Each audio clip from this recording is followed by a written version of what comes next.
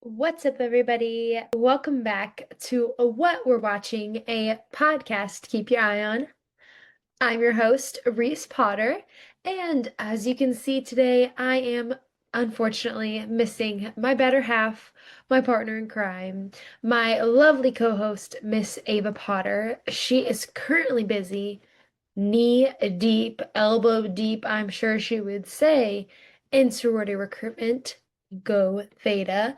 So she is a little bit preoccupied right now, but that just means you guys get a little bit more of me this week. How exciting! With that being said, though, I know we said that this was going to be our week of our season finale. We are going to be pushing the season finale to the next episode. So you guys get one more episode with us. Yay! We are so grateful for this amazing first season of this podcast and grateful for the community that we've built and everybody that has shown up for us and liked our content and continued to watch us week after week. So let's jump in because boy, do I have a lot to talk about today. So, if you've been on the internet at any point within the last 2 weeks, you might have heard the name Lindsey Clancy. And now, this isn't my normal topic on this podcast.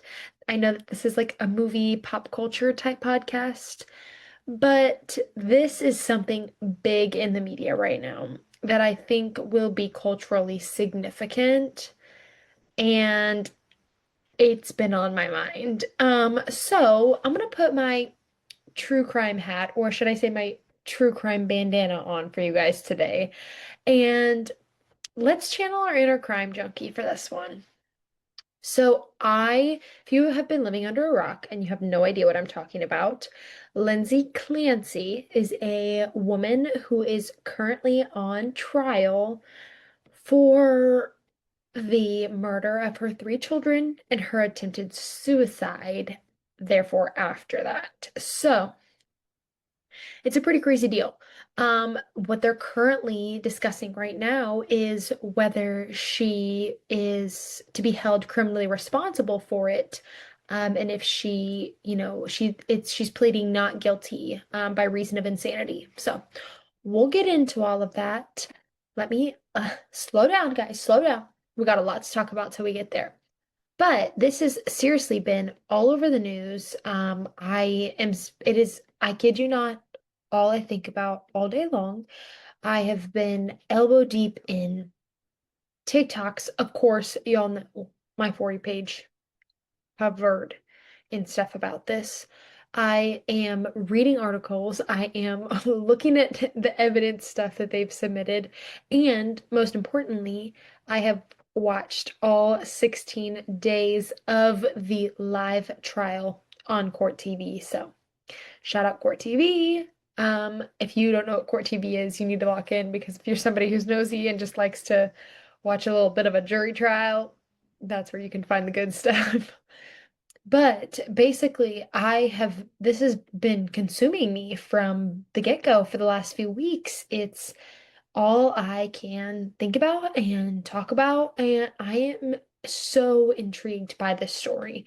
There is a lot of people involved. There is a lot of opinions out there on the internet about this situation. And so my plan for you guys today is I'm going to go over the whole timeline of everything that happened, and what the whole trial is basically about.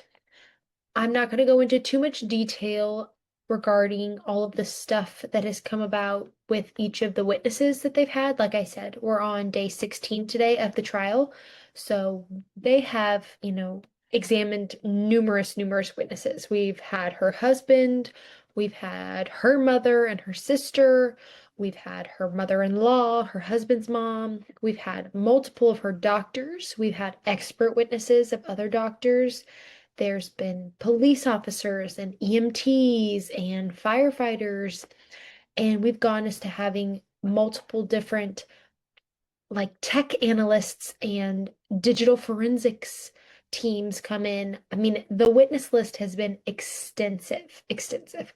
But this week we're finally into the defense's witnesses. So it's about to get real, real juicy up in here. So let me catch you guys up if you have no idea what I'm talking about, or if you've seen a little bit and you want a little consensus catch up, I'm your girl right here. So, of course, everything that I say can be found on the internet, and anything that I say that has not been confirmed nor denied is alleged. I'm not trying to get in trouble here, people. But everything that I found that I have written in my lovely notes over here, I've taken from the trial and from documents specifically talking about the trial. So take everything that I say with a grain of salt. One, I am not a true crime investigator. Two, I am by no means involved with this at all, besides just being a nosy person who likes to do research about random things. So let's get into it. All of this started, I would say, in 2017 is when Lindsey Clancy and her husband, Patrick Clancy, have their first child. So, like I said, they have three children.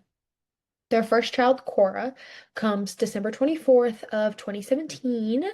And when Cora was born, Lindsay had a pretty traumatic experience. There was a lot of bleeding and a lot of tearing, but she'd only planned to be on maternity leave for about 10 weeks because Lindsay is a nurse.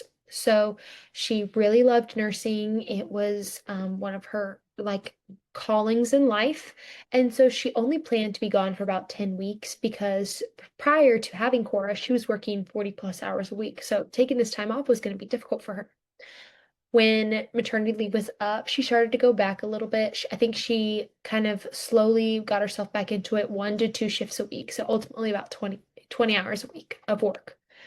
Then flash forward to 2 years later, we have on September 30th, their son was born.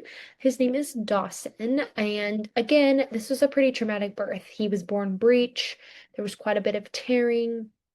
And so it definitely was difficult, again, to have two pretty traumatic births. And this made her struggle a little bit. And when it came to going back to work and Patrick being at work and her having to go back, she's really got quite a bit of anxiety around it. So her maternity leave was 10 weeks, but believe it she ended up making it a little bit longer, and she ended up only going like once a week back to work. Now we move forward to May 26th, 2022. This is kind of where the snowball starts to form. We have their third and final child, Callan. He was born pretty quickly, and they both claimed that it was a relatively good birth, and that it was a really good day. So that's a plus. Um, she had planned to be on maternity leave for about 18 weeks this time, but she did unfortunately never end up going back to work, and you will kind of see why. On the bright side, Patrick did have about 12 weeks of paternity leave at this time. He was working from home as well. So the family got to spend the majority of the summertime together, which was really nice for their family. They had a lot of family outings.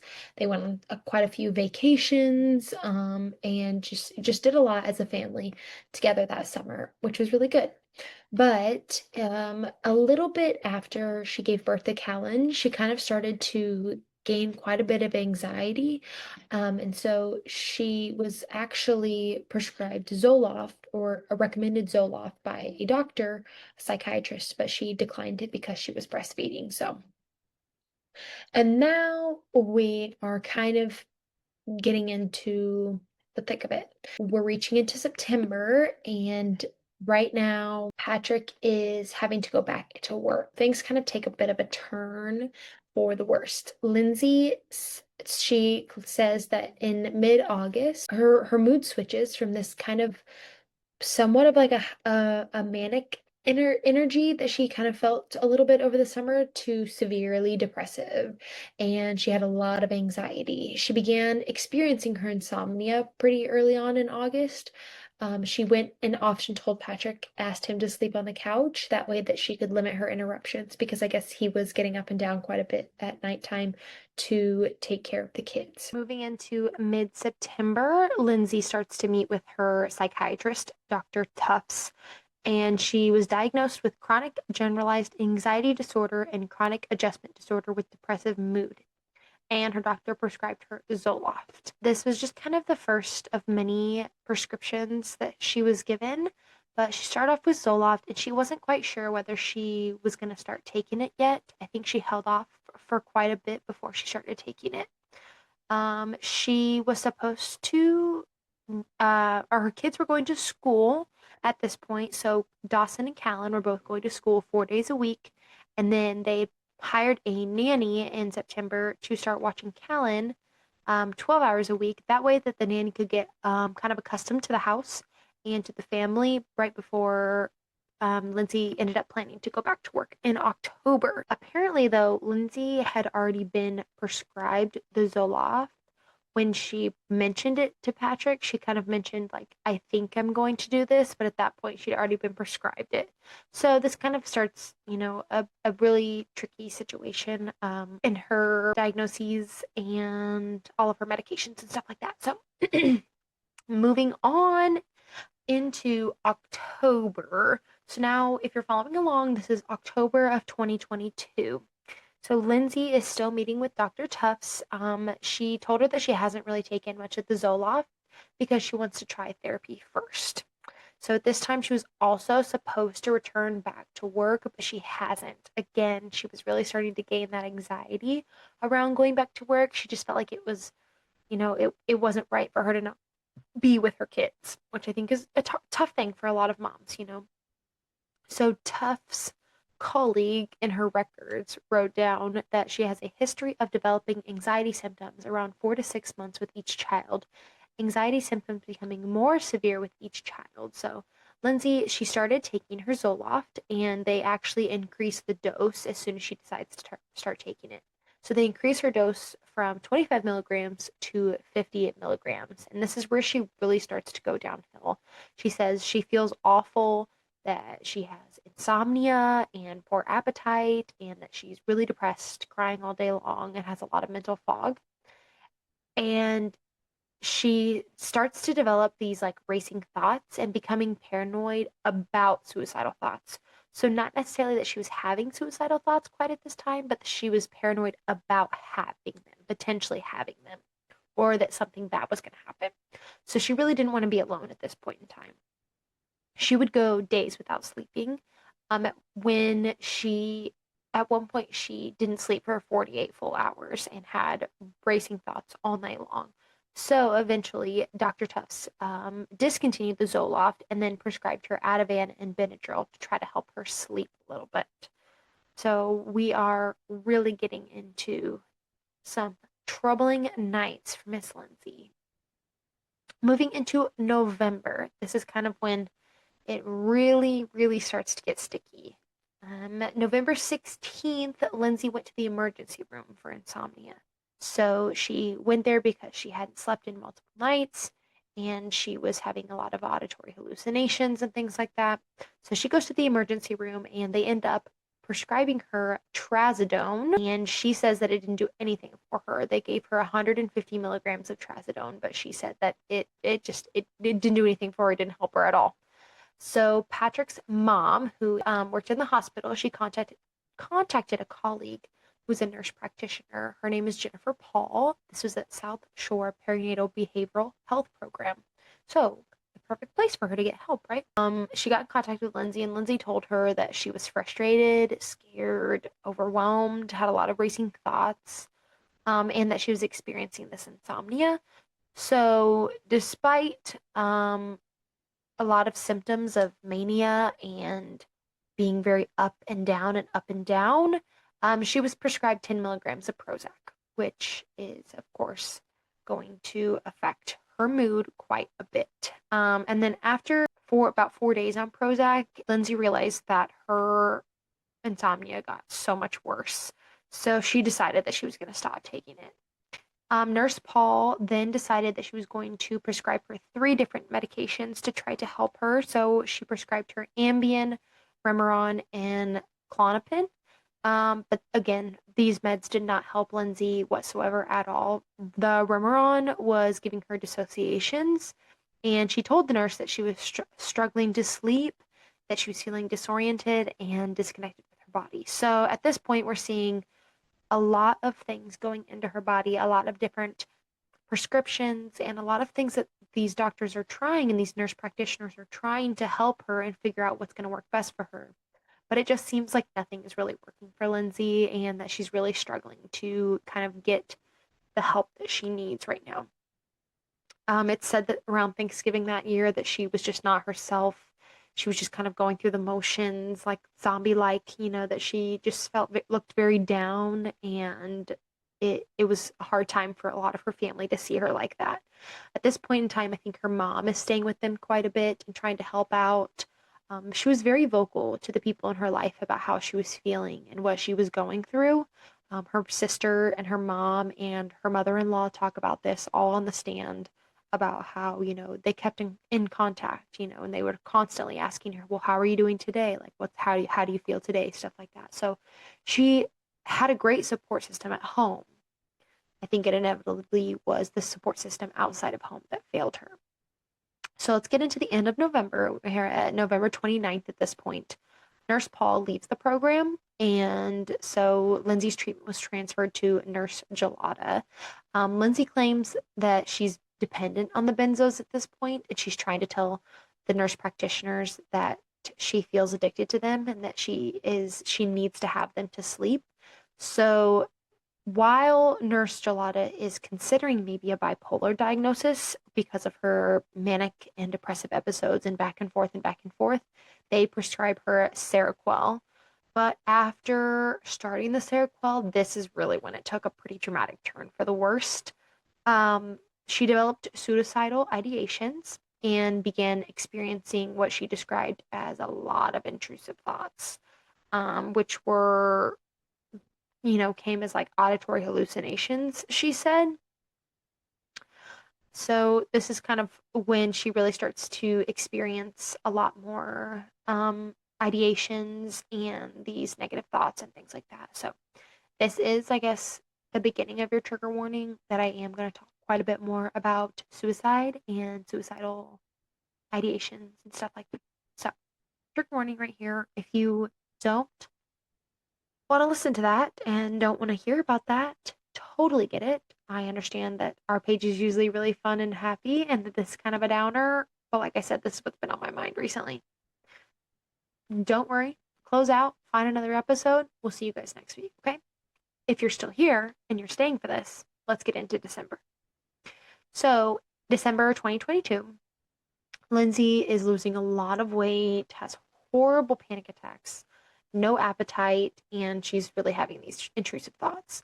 So she calls the suicide hotline and she reports that she wants to end her own life.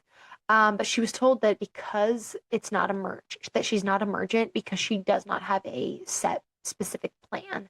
So inevitably they couldn't help her at that point, which I do understand. It's about triage, but it's a tough thing to hear that somebody can, try to go seek help like that. But she was turned away. So when she told Nurse Gelada on December 6th about her intrusive thoughts and that they began to move towards the children, Nurse Gelada informed her that because she didn't have a specific plan and at that time she didn't feel the need to move forward with taking any further action, she didn't see her ideations as a threat to anybody's, Lindsay's or the kids, safety. So she increased her Seroquel to 400 milligrams and then also added diazepam. December 9th, we move in to Patrick kind of getting a little bit more involved in her nurses and her appointments and stuff like that.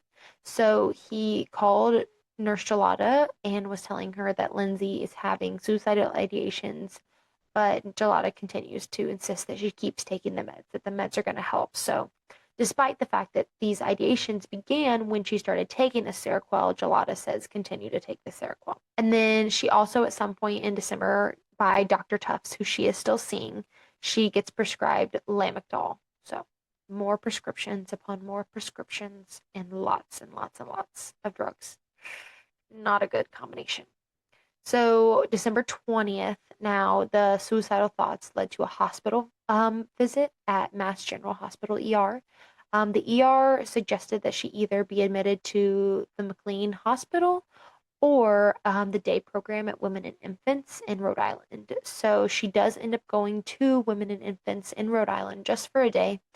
Dr. Diaz there, she wrote in her notes that she believes that she has no postpartum depression and also rejected a bipolar diagnosis because she doesn't really have any history with hypomania or psychosis or any sort of family history with that. But then they also allege that they think that the way she is and that her symptoms are due to over medication and like a pharmacological induced depressive state as opposed to it being like her mental health. So they make a plan to try to wean her off of the Seroquel. So she goes home and then eventually back on the 31st, now on New Year's Eve, she admits herself back into McLean, which is the full hospital, instead of just the day program, because she thinks that she's getting worse and she doesn't feel safe and she's trying to ask for help. So she admits herself to McLean Hospital. The doctors then they advise her to stop taking the Seroquel, the benzos, and they prescribe her some trazodone. At this time, she starts to see a little bit of a difference. So on the 4th of January, she asked to go home because she's having her daughter's birthday party on the 7th. Now, because this was she like self-admitted her into McLean, she could then of course leave at any point, but it is good to note that when she asked to leave, the doctors allegedly did say, like, you can leave, like this program isn't for you, like you can leave at any time. So, kind of like that. So now we are getting into January of 2023. So Dr. Tuft's diagnosis is updated to chronic major depressive disorder, single episode moderate, and she's been given 5 milligrams of diazepam. According to Lindsey, that Tufts switched her to Valium for a benzodiazepine taper. So she is now taking trazodone, amitriptyline, and Valium, all three of these. But she says she's still having hallucinations. So this is clearly a pretty ugly cocktail. And then the amitriptyline is increased from 10 milligrams, which she was originally prescribed, to 20 milligrams. This is on January 23rd. And she did not sleep at all that night. This is the night before everything happens. So the big thing about January up until the 24th of January in 2023 is that people claimed she was doing better. Patrick claimed she was doing better. Lindsey felt like she was doing better. I think better is still really low when you're at close to rock bottom, which is really hard for people to grasp onto. They said that they had family vacations and that they, had family outings and things like that, and that they, to the media, to social media, to the outside world, they looked like they were doing okay. They looked like they were doing better. But I think still on the inside, Lindsey was facing these demons and fighting these battles. So that's been the whole real question is, was she actually doing better? And this was a premeditated snap? Or was she not doing better? And this is what she has been in fear of the entire time. So let's get into January 24th of 2023. Again, trigger warning. I will now be talking about the death of some children and the suicide attempt of a woman. So this is not for you. Again, I will see you guys next week. We have plenty of other episodes if you guys want to continue to entertain yourselves. So, January 24th, 2023 is a Tuesday. This is actually the only day of the week that the kids do not go to school. So she has the kids at home. It's a snowy, snowy January day. Cora, the oldest daughter, has a doctor's appointment because she's been having some stomach issues. So at 8 a.m. that morning, Lindsey takes her to the pediatrician where the doctor suggests a laxative. Patrick is they're sending pictures back and forth to each other, Patrick and Lindsey. Lindsey sends photos of Cora at the doctor. Patrick is sending pictures of Dawson. He got himself dressed that day. So they're texting back and forth all morning, sending each other pictures. At one point, I think Patrick says, like, you're a good mama. And it just seems like it's a relatively good day. So when they returned home, Patrick went back to work. Like I said earlier, he works from home, so his work was the office downstairs. He went back to work, and Lindsey and the kids went outside. They built a snowman. Again, pictures were sent of this. Patrick claims that she seemed really happy and that she was in a really good mood. That no point during the day did she ask for help or claim that she was suicidal or that she was having any thoughts about hurting the kids. So at 5:43 p.m., Lindsey texts Patrick and asks if he was okay to get takeout, specifically from this restaurant called 3V. Now, this isn't a place that they would normally go to, but it didn't seem super unusual to Patrick or Lindsey, or to Patrick that Lindsey chose this place. They had been a couple of times, it just wasn't their usual spot. Prior to this, Lindsey had also called CVS and she had asked this specific CVS that was 3 minutes away from their house if if they had children's Miralax, Pedialax, so that they could get that for their daughter. Because, like I said earlier, the doctor suggested a laxative for Cora. So she calls CVS, speaks with the general manager, asks if they specifically have Pedialax, and they say that they do. So when she orders the food from the restaurant, she checks how long that the route is going to take from their house to the restaurant on Google Maps, which of course, the prosecution did not like. They felt like that was a little bit premeditated. And I'm like, I check the freaking Google Maps to go to my work that I go to every single day. Like, I always be checking how long it's going to take me to get somewhere. I digress. So she asks Patrick to also run by CVS on his way too, because it's kind of like on that way, so he can get that stool softener for Cora. So she texts him at 5:15 and says Pedialax and sends him a picture of it, and he is gone and on his way. So he leaves the house. There's video footage of him arriving to CVS at 5:32 p.m. So he allegedly left the house around 5:15 and he gets to the CVS that is 3 minutes away at 5:32 p.m. He goes to the pediatric aisle. He's looking for the Pedialax. At 5:53, he calls Lindsey, but she doesn't answer the phone. At about 5:34, a minute later, she calls him back and he tells her that they don't have the Pedialax, but they have the generic brand. She says that that's fine.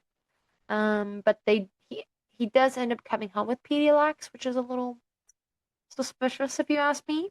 But I'm not getting into my theories and my opinions about this. This is simply facts. If you want to know my opinions, call me. So Patrick claims that she was quiet and she sounded like she was in the middle of something, but he could still relatively like understand her and everything like that. He drives 8 minutes then to 3V to pick up the food before driving 9 minutes home. During this time, it is said that Lindsey took the three kids downstairs to the basement. She separated Dawson from Cora and Callan, and she proceeded to strangle Dawson, then Cora, and finally Callan, all strangled with exercise bands. She left the bands around their necks. She went upstairs. She grabbed a knife from the counter and continued to her bedroom. Then she's interrupted at this point by Patrick's call. Once she's done talking to Patrick, she proceeds up to her bedroom, locks the door.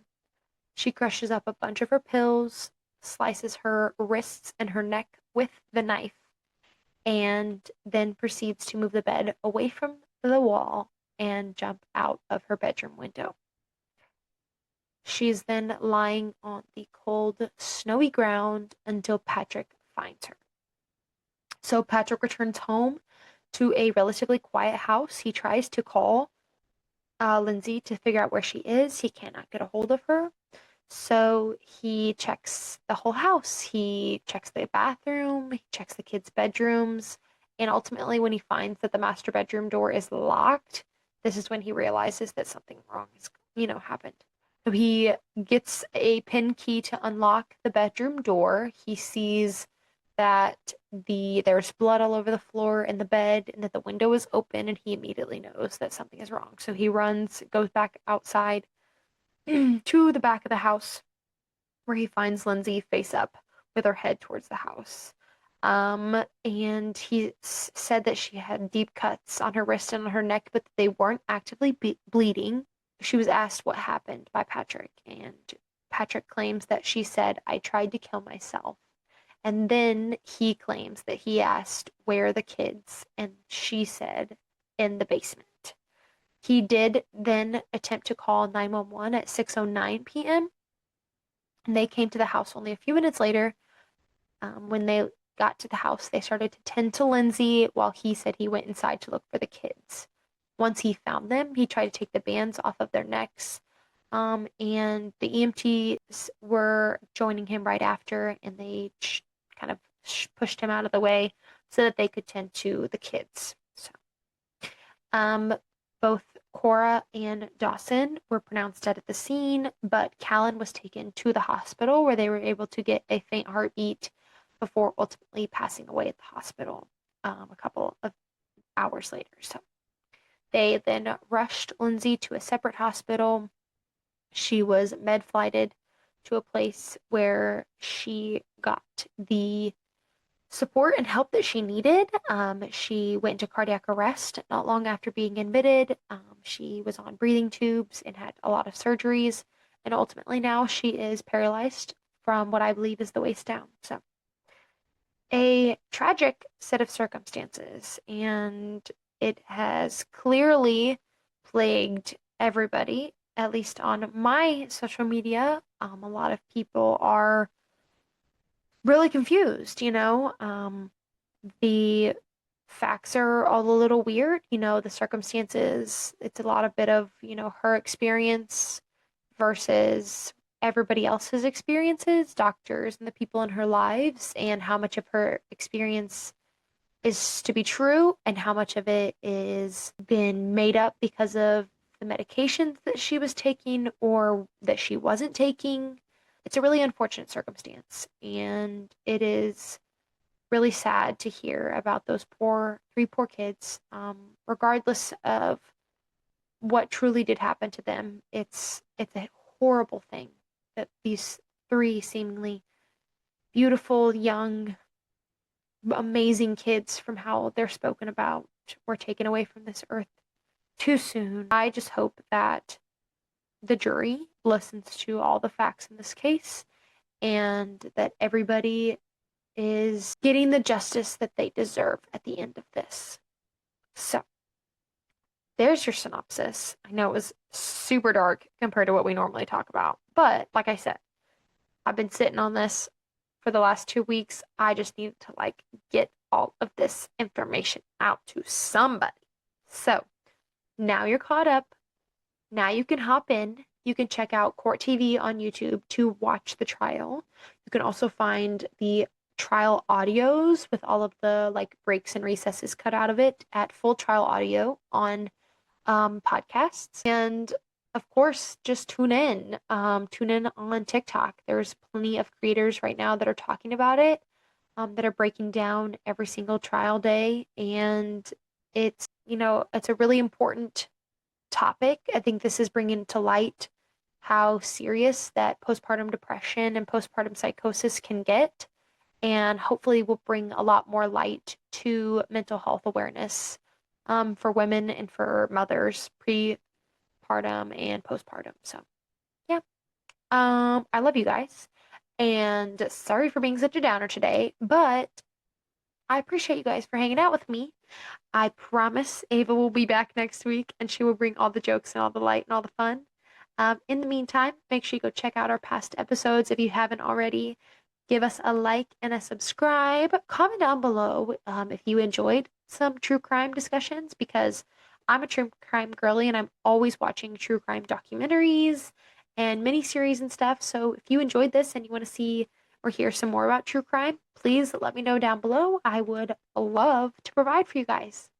But that is all for today. I love you guys. Continue to keep watching what you're watching, and we will see you in 2 weeks for our season finale.